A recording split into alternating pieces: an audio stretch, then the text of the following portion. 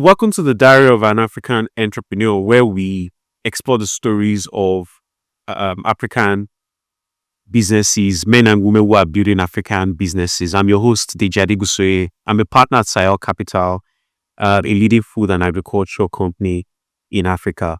And today I will be interviewing the MD and CEO of Sourcing and Produce Nigeria Limited, Lanre Awojoodu.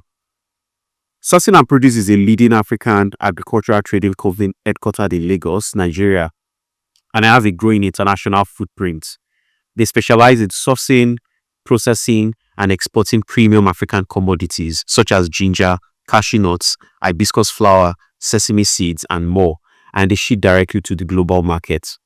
Welcome, Lanre, and it's a pleasure to have you on this podcast. Thank you so much, Deji. It's a pleasure to also be here. Sourcing and Produce has grown leaps and bounds over the last couple of years, and we are an investor in Sourcing and Produce. We've seen the impact that you are making in the community and in the environment. I wanted to just shed a bit more light on what exactly is Sourcing and Produce. What are you after? What are you chasing after? What is your mandate? What is the goal that you have in mind? Maybe many people have not heard it, but you want to show what is that goal, not start, that you have in mind. Originally, the goal was just to survive, sincerely. Just like any better living for myself. I have a BSc in accounting. Then from there I went into IT. I did a bit of SAP for about 3 years. But none of those things really brought fulfillment to me. I started out in farming. Then I started applying from farming. I got to a place where I found that the real farming, like the day-to-day farming, I needed to do more. So I went into local supply or trading of agricultural commodities.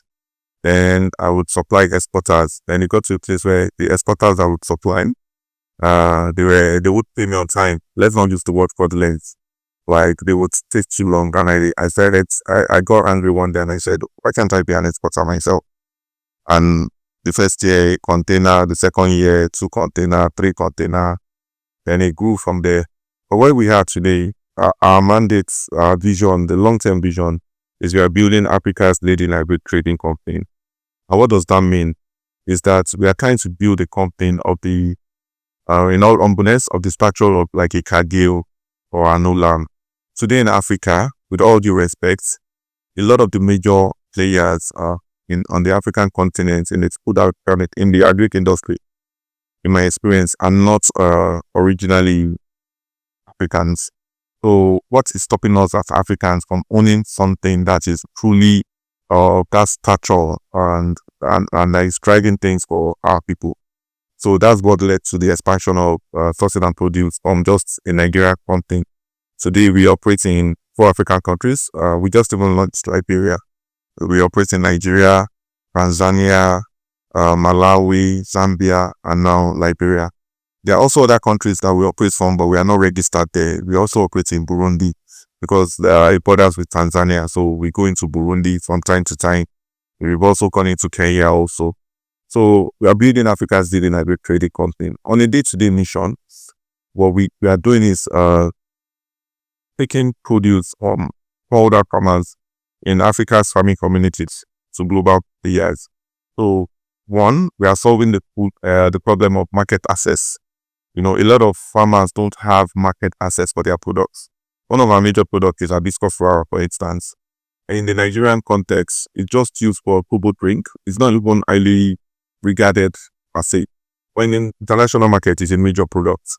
And we've been able to do a lot of follow-up for the global buyers for this product. So 2 missions, one vision is the global, building the global, leading global company. The second mission is that we are helping smallholder farmers in African communities to access international markets. So Lanre, you talked about the expansion you're already doing in some of these countries. Are those countries more like supply chain route for you, or are you also seeing those as markets where you can sell into in Africa? So as of today, they are sourcing operations. We are not trading intra-Africa at the moment. We've done a few in the past. I've been in the industry 15 years, and in that 15 years, personally, I traded to more than 55 countries. The African country I've traded to is South Africa and Morocco. I've done South Africa and Morocco in the past. Within West Africa, it's a bit harder because then I found out that if you wanted to, I think the product I was negotiating then was between Nigeria and Ghana, and the product was shared nuts. I was way back, and I found out that the freight even between Nigeria and China was more expensive, and the freight between Nigeria and Ghana was more expensive than the freight between Nigeria and China. And I think that has to do with the traffic. Nigeria and Ghana, they don't trade by sea a lot, often between each other. So it's where the trade has balloon that the rates get down. So at the moment, the Nigeria and the Tanzania, the other African countries, we take their produce and we sell to global buyers like we do in Nigeria. The advantage to these clients is that some of these countries, they have a different season. At times, you have the same commodity but different season. In Nigeria, the cashew nut season is different from the cashew nut season in East Africa. Then they also have prepared products also. Like there are products you can get in Nigeria that you can't get in Tanzania, and there are products that are largely available in Nigeria that are also not likely available in Tanzania. So at the moment, we source from this country. It's a big problem that you've highlighted, because you talked about the challenges intra-trading in Africa. Nigeria to Ghana it's more expensive than shipping products from Nigeria to China. Do you see this as a continuous problem? Because one of the things we have been pushing for is the ability to do a lot of intra-African trade. Do you see this becoming an opportunity in the future, or what are some of the challenges you see that will make this difficult to happen? I think it would continue to be a problem, except maybe something changes in terms of maybe like a competitive advantage. One country really has something that the other country really needs and is not able to produce. A lot of countries similar to each other, or close to each other rather, produce similar products. In East Africa, from my experience in East Africa that in operating for a while now, they even trade between each other more than the West African countries. Kenya, Tanzania, they do a lot of trade. Tanzania, Burundi, they do a lot of trade. And one of the reasons why my observation is that in that region, there are a lot of countries that are landlocked. That is one. Burundi is landlocked. Zambia is landlocked. So they depend on the countries with port to move things to them a lot. The bigger thing is that there are no products that the other cannot produce to an extent or really need. That's the first major product. If there were products that were really needed, I'm sure that the trade between these countries would happen more. Yeah. So the largest part of your business, in fact, the majority is exporting to international buyers, and that of course comes with its own challenges and its own issues. You ship to 55 countries. How have you made that happen? How did you build that kind of trust, that kind of relationship that made it possible for you to be able to ship to 55 countries? One of my strengths is sales, or I would say people's person. It's a skill set that has started me well. The first thing I exported was cocoa beans. And how did it happen? I was trying to, I came up with an email. I did a company brochure and I sent it out to like all the cocoa companies I could find on the internet, like virtually every one of them. And one of them responded, and it happened to be Cardio. Okay. And it sent me like a lot of information that's the requirements they needed. We talked on the phone, but I didn't understand like any of it. Like, it was just strange to me. So I would go to warehouses in Apapa, Jora axis to find traders of these things, people exporting, towards the port. And I need some connections there. And I wasn't fully convinced about that contract. One of the things an entrepreneur must do must be very resourceful. If you're not resourceful, you cannot be an entrepreneur. And being resourceful means that if you are faced with a challenge, you find like a solution, like a way out of it. So I went on LinkedIn and I put up like a job ad. I was looking for a cocoa consultant, cocoa beans, and oh and behold, people started sending me messages. Hello, sir, I could do this. And I knew the guy that happened to be coming to Nigeria in 2 weeks, and it was Dutch, and we talked about it. I opened up to him about my challenges. And he said, look, the contract from Cargill is not even the best. They want the cocoa to arrive before paying you. I can get you the contract that you get your payment before the cocoa arrives. I was like, really? And I, through that process, we got the contract. I learned like the exporting trade by just that association. But the major problem now was when he got the contract, I didn't have the funding for it. There was no funding. I had done all the work that could be done and the leg-wise. But in terms of capital, the year was 2000 and I think it started around late 2011. And this time, when I got the contract, I needed about roughly 8 million naira debt, and there was that 8 million naira back then in around 2011. It looks late 2011 looked like maybe 500 billion or something. Like it was just a lot of money. And mind you, then I was still an employee. So I just started talking to people. Like anybody I met, I would tell them about the project. And one of my strengths also is over time, I picked up the habit of reading. Really changed my life. I'd come across, I think it was a book or an article I remember the woman, a real estate mogul, and she was saying how she always sold things, even in a depression in the US, how she always sold properties. And she mentioned that how something is presented at times is even more important than what you have to say, how you present it. So eventually, I got a hall in Ikeja Airport Hotel. I could never forget. And I invited some friends over and I stood in front of everybody and I introduced my company. And then I told them it was a family entity. The list of you here has known me for 5 years. Today, you're here to meet my company. And long story short, I managed to get a friend to invest in me. Eventually, we got the 8 million after maybe close to a year, maybe 8 months. If I remember correctly, about 8 months. It took me it was an obsession to get that money. By this time, when I got the money, the cocoa prices, the contract I agreed with the German that they got for me, we had signed the contract. But cocoa prices, at the start of the contract, I think I was about to make maybe 10%. But because I didn't have the money, month after month, cocoa prices look as it's there going up. Eating into my 10% margin, I would check what the cocoa price was. I would see that now the margins are top right now. But eventually I spotted and I made it 1% profit margin. But I was so happy. Life. I remember myself dancing. Cause I've been broken. The things have been broken. And they spotted. Like even though I wasn't really making a profit after paying off the interest on the loan. What year was this? 2012. When I did the first export, October 2012. I was elated. I was blown away. That I had done that first export. Now I was hungry for more. So I found out that for me to get customers was not really hard for me. The moment I went on the call with you, I used emails a lot then, and I did phone calls too. The moment I called you, so it got to a place by the second year after the test export. One of the customers came to Nigeria to see me personally. I picked him up at the airport and he looked at me. I saw shock in his eyes because I was in my early 30s, maybe 32, 33. He was expecting to see somebody much older.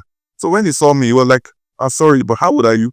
I was like, I think I told him I'm 32 or something. They were like, wow, nice. We talked and everything like that.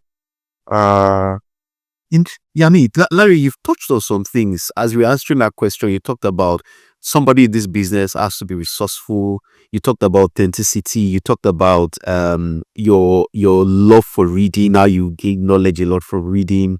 You talked about the problem and the challenges with funding. But I want to backtrack a bit, and this is for people who are thinking, because I've spoken to many people, and their biggest challenge when they think about the world of export is always the funding. Do you think funding is the biggest problem? What do you think is the biggest challenge? And what do you think somebody who wants to get into the export business needs to do to be able to set themselves up and position themselves properly to succeed in the business? So funding is not the biggest problem, but it is a problem. And it depends on the stage of the company. What stage are you? So one of the ways, like initially, if you don't have a reputation or you are not proving yourself, funding can be really, really hard. But there are also ways to solve it. A part of it is labor. Like today, we get about 20% advance payments, like in a year. So what I'm saying, for instance, is if we do $1 million in revenue, just as an example, we would get 200,000 in at minimum in advance. At least that's what I had that I showed. I've had a customer give me $1 million before in advance for products. So it's when that's because this your buyers often would have the money. It's often when there's no trust that they are not able to advance you. Then when there's a lot of volume at times, so they would hesitate to do it. But I think the first thing to do is for any project, there's the part of funding, then the part that's funding is not required. Understand the supply chain. There was a time I failed, like the business crashed. I lost money to a company in Brazil, and everything just went down. It was about $90,000. I would never forget. And it was not my first time of trading with that customer. The customer just, after opening like 4 containers, just refused to pay. But how did I get out of it? To show you the points. Because now I've been exporting for some time. I just didn't manage my risk well. So when the company was down and it looked like there was no future and everything, at this time I think I had about 8 employees. One of our farm agents that we work with, like a middleman, he just reached out to us saying that it's been a long time, you guys, why you guys not trading?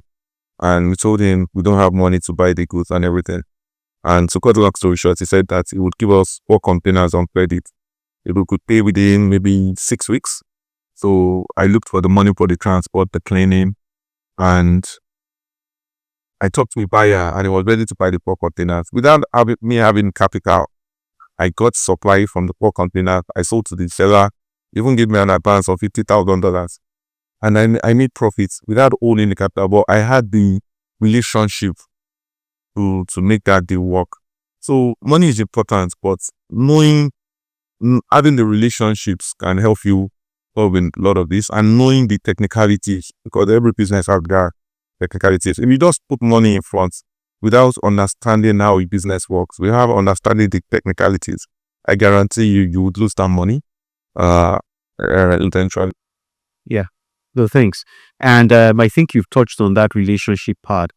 Relationship is actually critical. It helps in terms of the trust you build with customers, but even from a supply point of view, the relationship also helps you to be able to get products in advance. And I think it's still the same trust that you took to raising capital that has helped you to be able to raise. I mean, you've raised from Sahel Capital, we've financed you. I think this is the third cycle of financing, and there's always been that demonstration. We've seen that trust, you building trust with the team. And so I can really say that, yes, indeed, there is a strong element, a strong critical part of your strategy is building relationships and being able to work those relationships. One interesting part of your story, and now I want to begin to move a bit into the why behind what you do today. One interesting part of your story is that you were an ERP consultant. That is an interesting part. What happened? At what point did you realize that this is not the way for you and you had to move to something else? So my background in ERP, it's been a journey, Deji. Everything had shock.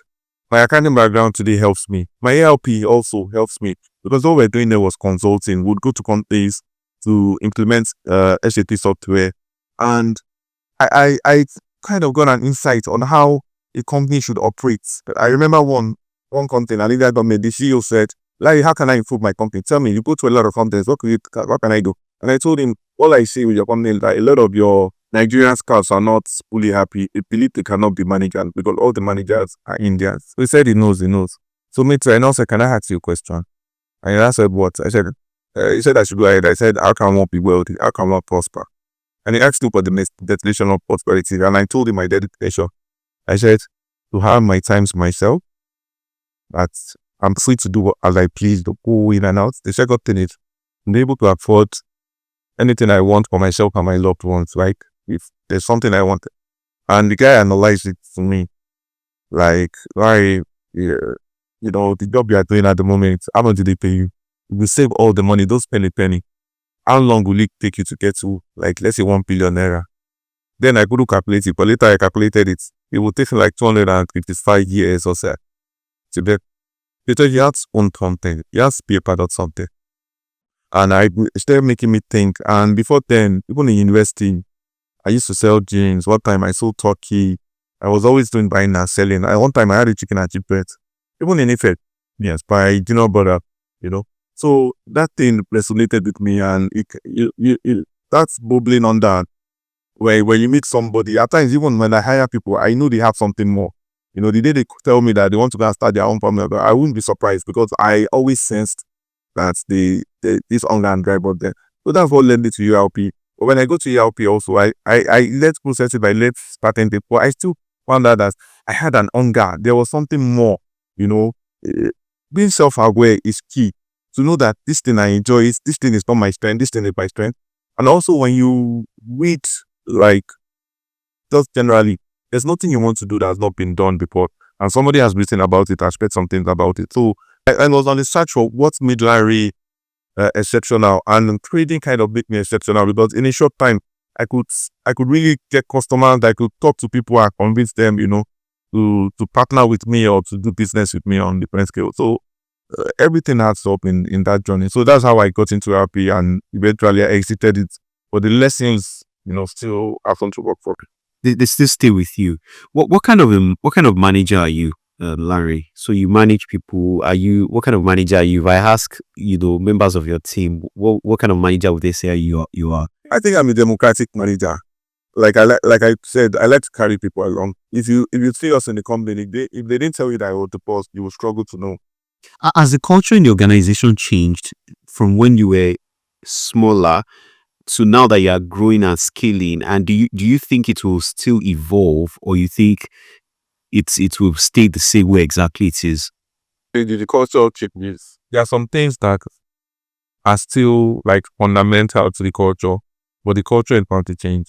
Over the last 5 years, we went from 8 people to, I think, about 60 today, 60 employees. That's a lot of growth, you know, in terms of managing people. And we have employees not only in Nigeria, in Kano, in Tanzania, you know.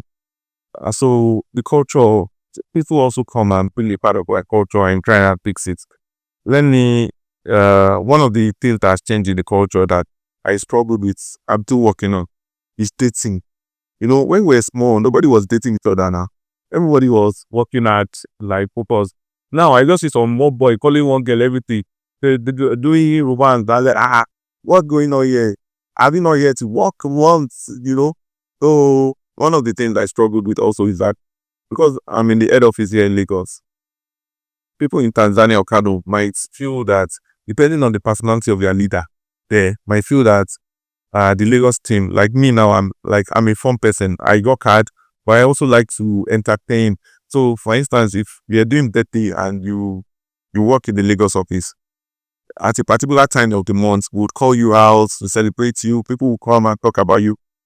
If somebody in Tanzania their leader in Tanzania was not as outgoing, they might not have that culture there. And so it's something that we are trying to say, because we do this in the other office, you guys too have to do this in Kano or Tanzania. You know, you have to also celebrate your people, not just make it about work, where people feel that they can talk to you. Yeah. And earlier when we started talking, you said some things about your earlier days, and I want to go back to when you were younger. You know, a lot of the things you've built today, I'm sure, stems from experiences you had. So can you tell us a little bit about what part of your early childhood days shaped who you have become today? I'm the first of 4 children of my mom. And like I said earlier, I suffer from a form of ADHD. So it meant that, like learning the clock, for instance, I think I started telling the time, maybe at the age of 11. That's when I could tell the time. You know, that was a long time. You know, I think I couldn't figure out the hands usually, and it made me insecure. You know, but thanks to my mom, she was always encouraging me, even though she didn't know what I survived. But I don't think she knows till today. You know, but the love of a mother. On my father's side too, my father, I know you won't like his videos about it. The great thing about my father is I never lacked. Even I don't think in the Nigeria context I was from an average zone. I was from more than an average zone. From the age of 10 or something, I always lived in a house my father owned, or maybe age 11. You know, he always owned the homes that he lived in. But my father was somebody whose success was really based on academics. Academics changed his life. he struggled to go to school. He was an orphan for maybe age 16. So he put a lot of value on education. So me not having good grades in school, like all my life, I don't think the highest position I've ever come in class was 11. I would maybe a middle class or maybe slightly to the lower in some instances or something like that. So he kind of made him treat me differently, or it made me see me as a failure. And until I started seeing that in myself, after a while, I was timid. I would, uh, I was insecure. But as I left home, I went to boarding house. I would play with my friends. I would always be talkative, but if I got home, I would be in my room and things like that. How I did my first business, that story, I was graduating from the University of Lagos and I was so fearful for the future. Like, what would I become? Then I had an extra semester that I had to write a paper, and going home to tell my dad that, Daddy, I'm not going to graduate now because I have to write an extra semester. I would just go after me. And well, I was afraid to do that. So I just decided to start a chicken and chips joint. I was with my brother one day and we were talking. We went to it and I said, look, yeah, this chicken and chip joint that I hang out in Unilag. Don't you think, do you have anything like that in Ipe? And he was like, not really. And me and him worked together to create one in Moves, in front of Moves Female Hall. I could never forget. It was a lot, even to find potatoes in Ife, it was really affordable. We used to sell potato from Lagos all the way to Ife Bartner. But that business, my dad was giving me 4K per month. I hired 2 people to do the frying and the peeling out the potato, 3K, 6K. I was so fearful hiring them. I was thinking, hey, how would I be able to pay these people salary? And the first day, I think they sold 7.5 or something. I was like, I made their salary in a day. I can't believe it. The next day, maybe they sold 12K something. I was like, for real? The third day, we went to 21. It was like the bug of entrepreneurship just caught my spirit. And by the time I told my dad I had an extra semester and he went about his chastising me and everything, it didn't really affect me because I had other sources of income coming in. It's 4,000 was not really impacted. So when I graduated, I just lost interest in the business. And now I was serving in a Boeing, and in the orientation camp, one of my friends was just talking. I was like, this camp is so boring. Imagine we had chicken and chips, we had DSTV, we had this. And I was looking at him like, I can do this thing. I've done it before. And I left the NYC camp. I did finish my career. I came to Lagos. I went to get a space. Now, one of my rich friends, I told him he invested 50,000 naira in the business. He gave me 50,000. I paid for space in Mami Market and apart from Guinness, Nigeria, I was the highest selling vendor. Wow. Like people, Mr. Larry, even people didn't know I was the copper. I was a party popper. They papi you're coming and they like chicken and chip. They will call another. Well, that business, I learned a lot in running it because now I was thinking about, that's where I learned delegation. I did a lot of things myself running that business. Like I would have people working for me, but if they want to buy potato, I'll still be the one to go with maybe one of them. If they want to buy chicken in Nigeria, I like keep it busy. But I saw that I was taking its toll on me. I would wake up in the morning, I'll be so tired to even go again. And we're just opening from 6 to 10. The chicken and chips, we're doing it at the night thing. If I had to do that business again now, I'll open as early as possible, but I did it at the night thing. By the time I was 27, of my own money, I had 2 million, maybe 2,250,000. I forgot the amount, so I had to remember having 2 million that I worked for. So I was very cocky. My mom was like, Harry, when I look for a job because the traditional one, like, no, I'm not working for anybody. I had a car that I was driving. I was feeling cool. And one of my friends came and told me that, Lanre, hey, there's this investment you can do. If you put your money into it, it will double it, it will decrease it. And naively, back then, around 2007, there was upward. There were lots. There was a lot of solution, no solution, the spectrum and all this. I put all my money. I was supposed to get 6 million or something. So I was sure that I was going to be a young billionaire at a young age. The week they were supposed to pay me like this, they went bust. I nearly ran mad. All the money I had worked for, They were now gone. I was in panic mode. I was depressed. Yeah. So my mom, knowing the situation, she was not like, thank you that even happened to you. Now, go and look for a proper job. And that's just my CV, and she got me a job. Then one job to the other job. But because I've been an entrepreneur before, that work had caught on around. Yeah, I caught up. So even when I was working, I was like, I've done business before now. Like as a young guy, the only time I had money, I made money for myself. So by the time I was getting married, I was an employee there. But I knew that if I start having children, I would not be able to be an entrepreneur, because when me and my wife got married, so I credit, I told her we're not having kids in the best year. We're just like living boyfriend and girlfriend. It was what I had I could give her, and she was okay with it. So I had a year to start looking for something to do to start bringing me as crying from. And coincidentally, by the second year, I got into farming, and I started doing local supply. By the time I had my first child, it was that same year I did my first export. So the journey just continued from there. Brilliant. No, it's a very interesting story you've shared, and thanks for sharing that very private part of your growing up with us. Very very insightful. So there are many young African entrepreneurs that are probably watching this now. They could be in the commodity space, or they could be in many other businesses that they are doing, as you are probably aware.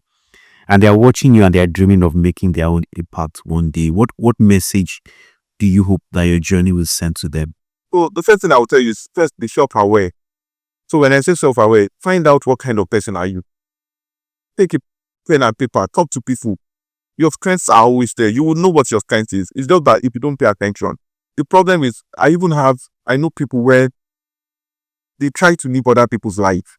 Like, because somebody is an entrepreneur, me too, I want to be an entrepreneur. Because my dad is an entrepreneur. Because my brother, they feel like that. There are other ways you can get wealthy and you can prosper without being an entrepreneur. First, know yourself, know your strengths, articulate them. Are you a good communicator? Are you comedic? I feel that entrepreneurship is not something that you can teach or skill. If they are not it, they are not it. It's like singing. That's the best example I can give. If 5 people seated here and they said, can we all sing? Everybody would say yes. But if 10 was the best, on average, some people on that scale of singing will be 5. Some will be 3. Some will be 2. If they do the training, the voiceover, they get a voice coach and everything. Only the person is with the 5 can get to a 7. But there are some people, the day they were born naturally, they were already on an 8. Some people on a 9. When the coach comes in like this, with the training, they get to 10 day. So you have to look for what your competitive strength is in life. This thing works with me. It comes naturally to me. The moment you get into that field, you know what will happen? You will just be celebrated. Because that your skill set will shine too easily. You don't even have to, it's not like you're working, you have to work hard at it, but you enjoy even the working hard process. So what I would tell people, my son or anybody, is that you need to be self-aware. What are you good at? What comes to you naturally? What are you outstanding at? And people will tell you, they would know. Some people would say, Larry is very funny. Larry can, this Larry guy or whatever. And those skills, they have a lot of application. If you're a good communicator, you could be a good teacher, you could be a good presenter, you could be a good host, you could be a good preacher. There are so many applications, like for a lot of skill set. So knowing what you are good at is really cool. Thank you, Larry. And my final question is this. If you had to write a diary to your younger self that is just starting out, what will you tell him? Trust God. That's what I would say. Pray and trust God. I'm not trying to be spiritual. You see, in this life, every man has a purpose. And that purpose is not really you. It's not really, even though it's about you, there's the great design in it. So, you need direction. You need God guidance in a lot of things. You can't, now, I want to make some decisions. I would have to pray, meditate, think well about it. Some of the things that I think have limited me in life or made my journey longer that I have had to learn over time. If Before, when I was looking for capital, because I wanted capital so badly, if somebody just offered me money, I would jump at it. Now I know that not every money is my money. Yes. If somebody offers me money, I'm always looking at the personality of that person. And if you pay attention, they will tell you who they are. They will show you. There are some problems that are avoidable, even right from the very beginning. Awesome. Thank you very much, Larry. And we've been listening to Lanre Awojoodu, the CEO and founder of Sourcing and Produce Limited. Thank you very much for listening.